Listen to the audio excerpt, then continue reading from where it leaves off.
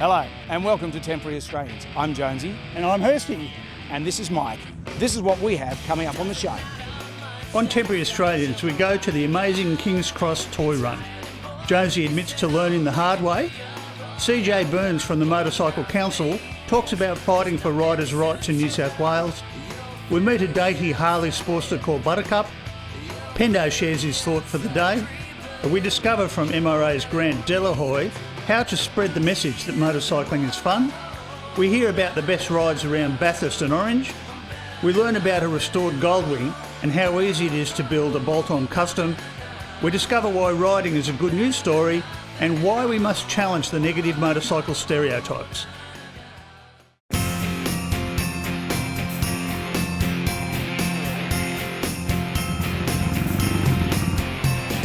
This famous toy run's been going for over 25 years, taking presents to the needy, to those who are dying, and to the disadvantaged on the streets of King's Cross.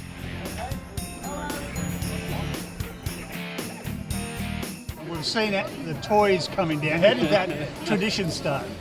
Well, Animal doesn't do stairs and lifts that well, so it was easy to throw the stuffed toys. I'm just worried when we start collecting push bikes and stuff that, 6 floors up. But it's just one of those things, started off one year and we just kept on doing it now. So it's like rain stuffed toys all of a sudden. The crowd love it, it doesn't hurt anyone, and just gives it a bit more Christmassy atmosphere. I was kind of thinking of cable tying his legs and stuff from there, but nah, I don't think it's going to work out. I don't know if I could do it.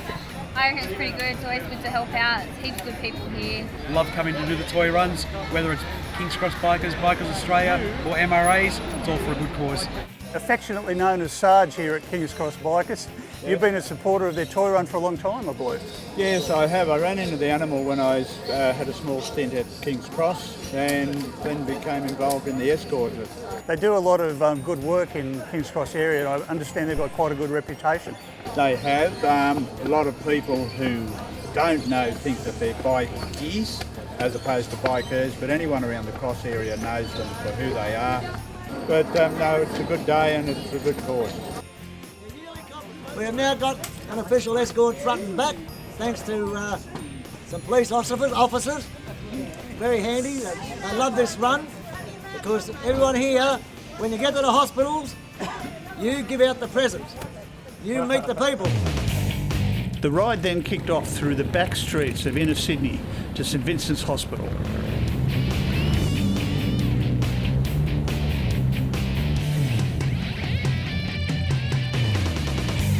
You get to meet the people. You give them a present, they talk to you. They might talk about 1915, riding a bike in 1915. See? So you might learn something from the old school. Yep. We're a little bit old, but they're older. That sort of thing, see? If they kick the bucket tomorrow, they've had a good day today. The next stop was Sacred Heart Hospice, where Animal led the way to give out prezzies in the wards. Where's that nurse in the front desk? Downstairs, Animal was in for a surprise. Righto, for Animal's birthday. Happy birthday to you! Happy birthday to you! Happy birthday, dear Animal! Happy birthday to you! Hey! Hey! Are you having an orgasm? They're really respected because people see the good stuff that they do, and like not just now, but all through the year, where somebody needs a helping hand, they're around. Sarge and Father Laurie were also in for a special surprise. Made you both honorary members.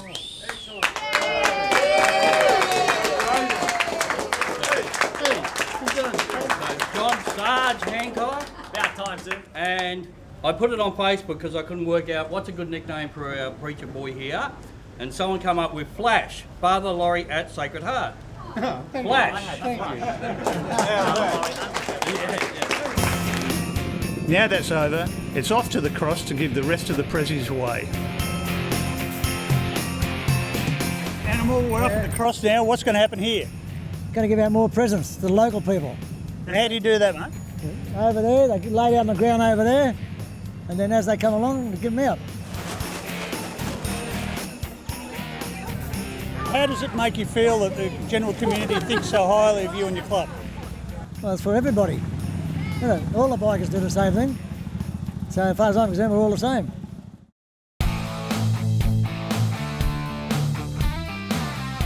The last accident I had was probably the scariest one, and it made me readjust my riding style. I'm a very aggressive rider, I would say, and I think I've always had that philosophy that if you ride a motorbike and you think you're invisible and everyone's trying to kill you, you'll survive. And that's after the accident. And that accident really shook me up a bit. And I was very lucky, you know, guys have had the same sort of accident and died or lost limbs or whatever, you know, but if you come off at 80 k's in traffic and manage to miss every car, and it was pretty much my fault, you know, going too fast and a misrepresentation of an orange light from a car in front of me. And these things, you know, once you get on the brakes and you lock up the front wheel, bang, it's all over.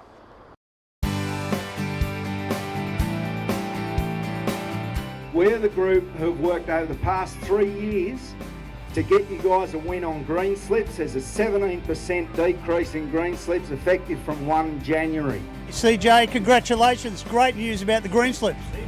Thanks very much for that, Greg. It was a lot of hard work by a lot of people over the past few years. Team effort by everybody working on the Motor Accidents Authority and Motorcycle Council Working Group. And what's the bottom line here? How much of a decrease on average did we get? 17% on average. Overall, we're now paying less than we were in July 2010 when they went up.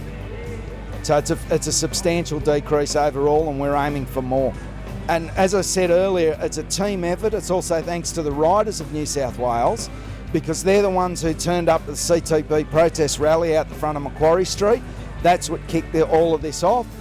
Guys like Weasel on Riders Against Bureaucracy, average Joes like me, like you, who just had enough, stood up and said, we want to be counted, we vote, give us our money back. It worked.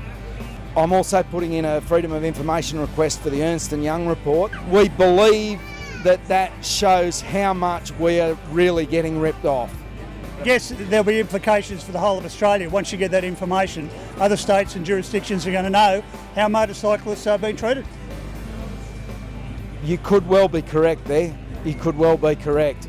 The more clarity, the more transparency we've got on this issue, the better it is it's going to be for riders in New South Wales and Australia-wide. You're absolutely right. We need to see what these bastards are doing.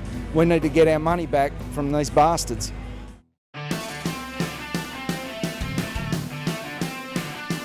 Rose, you're sitting on your precious Harley. Tell us about it.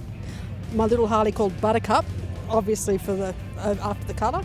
She's a lovely little 1200 Sporty, and we're in the middle of customising her to just to make a nice comfortable ride to cruise around and on the fantastic roads in Bathurst. How long have you been riding this bike around? Not long at all. She's only fairly new to me, and but I hope to have her for quite a while. Now, your husband has a bike. He's not quite called like Buttercup, really, is he? No, there's a nice little Triumph Speedmaster called Mongrel.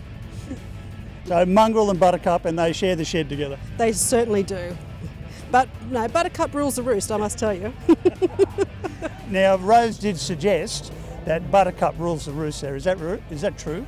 Well, when you're married, you know what it's like, mate. That's an admission, yeah, I understand. Sort of. As near as I can get, anyway.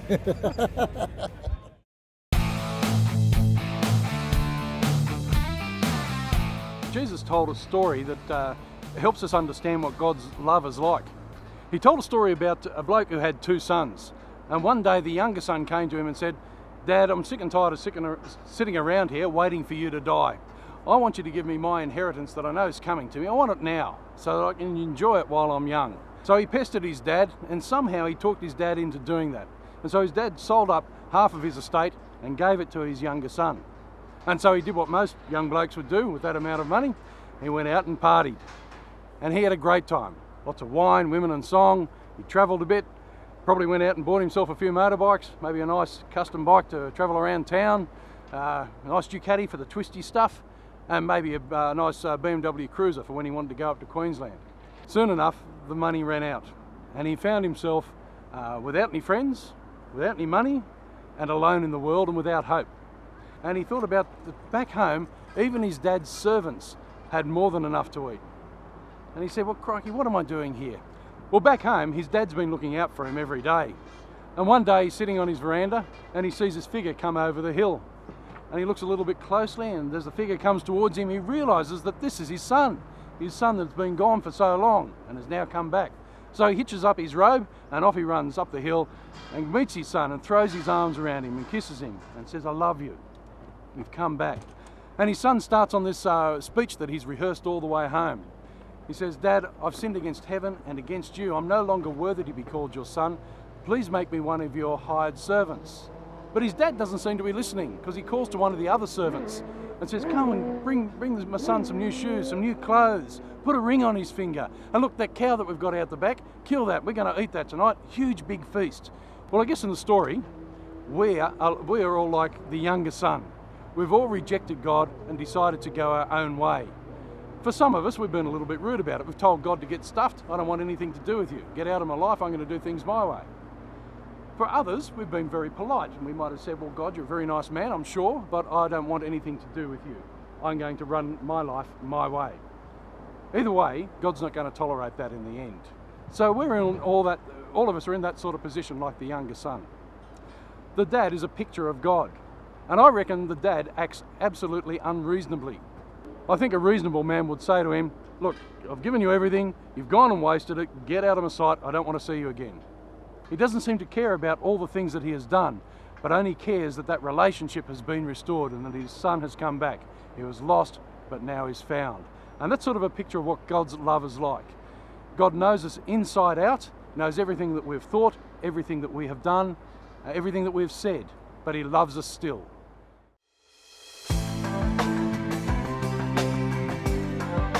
What does MRA feel is the biggest problem facing riders in Victoria at the moment? Well, we know for a fact that the government or the roads authorities are really doing everything they can to discourage motorcycling. They don't want to have anything to do with promoting motorcycling as a mode of transport or something that the community should be embracing. So what the MRA is doing at the moment is to doing all those things that no one else is prepared to do to promote the fact that motorcycling is fun and everybody should be involved with it.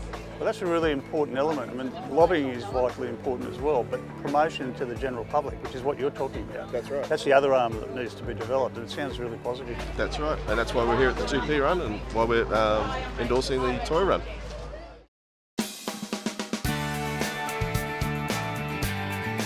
Bathurst is a great place. It's got such a history of motorcycle racing, but I guess it's got a lot of other attractions too, off-road and some of the great rides around here. Yeah, there's a lot of off-road riding spots around here, mainly bush stuff, with Sunny Corner, Lowe's Mount, Essington, a few other places like that. There's a fair road scene as well, mainly in summertime, because it gets pretty cold here in winter.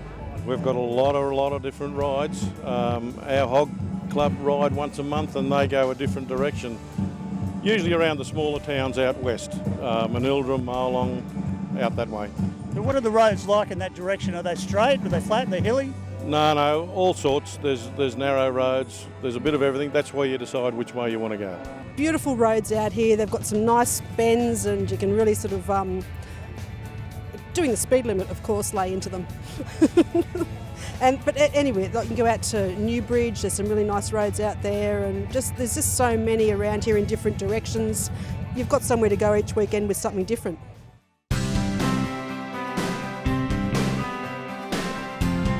Tell us about your bike, mate. This is a fairly rare bike. It's a 1976 GL 1000 limited edition. There was only between 2,000 or 3,000 made worldwide. This particular model I picked up from a person who was seriously ill. He was the original owner, and he just wanted the bike to go to enthusiast. And I'm part of the Australian Goldwing Association, and he found me and I got the bike, and this is basically the way I bought it. It's original condition. All I've done to it is put new seals and the stuff that deteriorates over the years, and and I'd just like to promote Goldwings. I've got several at home, and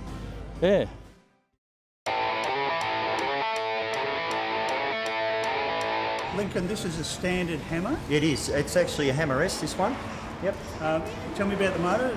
Okay, it's a 106, it's 106 cubic inch, runs about 97 horsepower, 6-speed gearbox. This particular model runs magnesium wheels, so it's lightweight wheels. It's got upside down forks, twin disc front end. So it's a good crossover bike. It's a heavy cruiser, V-twin, with a lot of muscle, but it does have a little bit of braking power and performance. It handles quite well. Now that all sounds really good, but I want it to look something like that. Okay, I reckon the colour's outstanding, and there's a lot of stuff that obviously has been done to it. So can you give us some pointers on what would need to be done? For sure. Like this, that. Yeah, well, you've got a very good eye, because that bike there is quite an expensive bike. We've done a few mods. Custom paint, as you've seen, the colour is fantastic.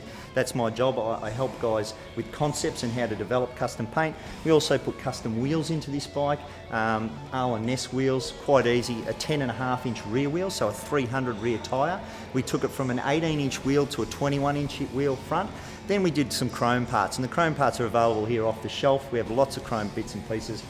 We put chrome on it. We also did a turbocharger, believe it or not. It runs about 146 horsepower. It's enormous power in that engine. Turbocharger kits run in fitted around the $10,000 mark. But yeah, quite simple things. Arlen Ness handlebars, Arlen Ness mirrors, lots of chrome accessories that we do have in stock, and it's quite easy to get up to that. So if you were to bring a bike like this one to this one, you'd obviously start with a set of wheels, as I mentioned. We've done a pulley to match, so Battistini rear wheels, pulley to match. We've done a chrome swing arm instead of a painted swing arm. We've done the turbocharger on the front here.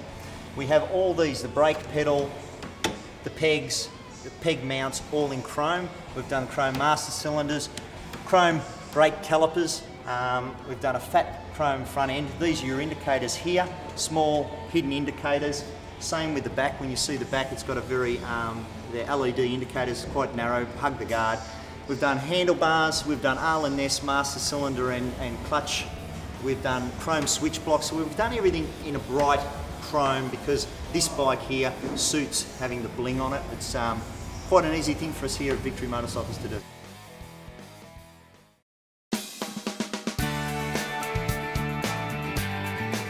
Yeah, well, look, sometimes motorcyclists, I think we talk ourselves down. The news in motorcycling is not all bad. In fact, only a very, very small part of the news in motorcycling is bad. Motorcycling is a good news story. It's a family activity, people across all ages, and it's not. And we're here obviously as road riders, but there's people who ride off-road recreationally, people who race competitively, and then people involved in motorcycle tourism, the people who run the training companies, and the number of the businesses who support their local communities and employ people. I mean, motorcycling, we add all those things up together, it's a good news story. And then you add in the things such as the reducing of traffic congestion. In the bigger cities, we see the Sydney City Council in particular, they've got a strategy that actually encourages people to ride motorcycles and scooters in Sydney. And we're seeing other bigger cities are sort of looking at ideas about realising that motorcycling can help them in reducing traffic congestion as more and more people choose to ride motorcycles and scooters. When you're talking about an overall population of 22 million, 1 million of them can't be wrong.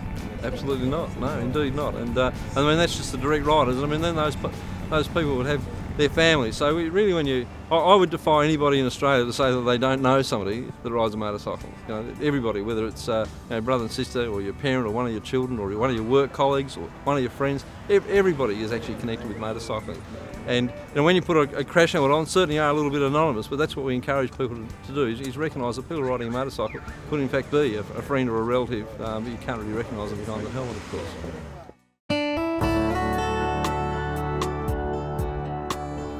You'll find there's quite a few members of parliament and senators who are motorbike riders, or who have just got a passion for motorbikes, even if they haven't ridden for a lot of years. Now, once you've ridden a motorbike once, you're always going to come back to it at some point in time. It's a real love.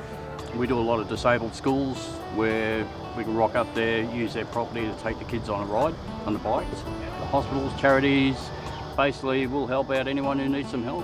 I guess 5 years ago we used to be thought of as the one percenters, you know, the outlaw motorcycle clubs and so, but nobody these days really mixes us up with them. They know that we're a different group, and that the police understand that we're a social club for motorcyclists. Motorcycling is now seen as a solution to some of the transport problems, particularly in the big cities where there's so much congestion.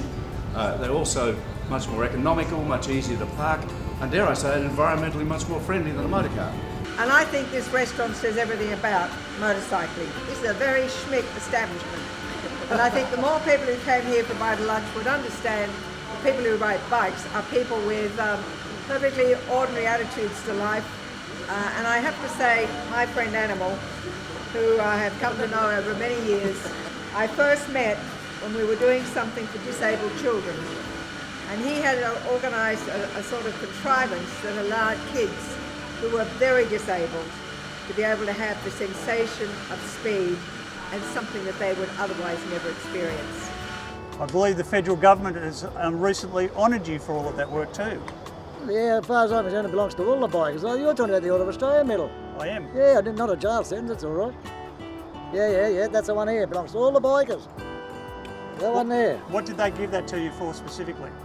Charity work in it, you know, helping people out, street kids, homeless kids, cancer children, people who are dying in a hospice, toy runs, gift runs, Valentine's days, whatever. When you think about it, people once again are doing it tough, and bikers are showing that, you know, we're not all as the media portray, and yeah, helping those out that need it. If you look at the way that the fans behave here, there's no better crowd anywhere in the country. Yes, absolutely. Never any trouble. So bikers are welcome at Phillip Island anytime? Anytime, and across the Bass Coast Shire. I think the key thing for every single person to remember is that under the helmet on a motorcycle is an everyday Australian, somebody's son or daughter, husband, wife, girlfriend, mother, father, grandfather, all kinds of people from all walks of life. And any of the stereotypes that people have had at any time in their lives about motorcycling have got to be challenged because they're wrong. Well, what a great show, Greg. Yeah, look, I really enjoyed the riding, mate. It was great fun. I'm going to head out and do that right now. We'll catch you next week. See Bye. ya. Shiny side up.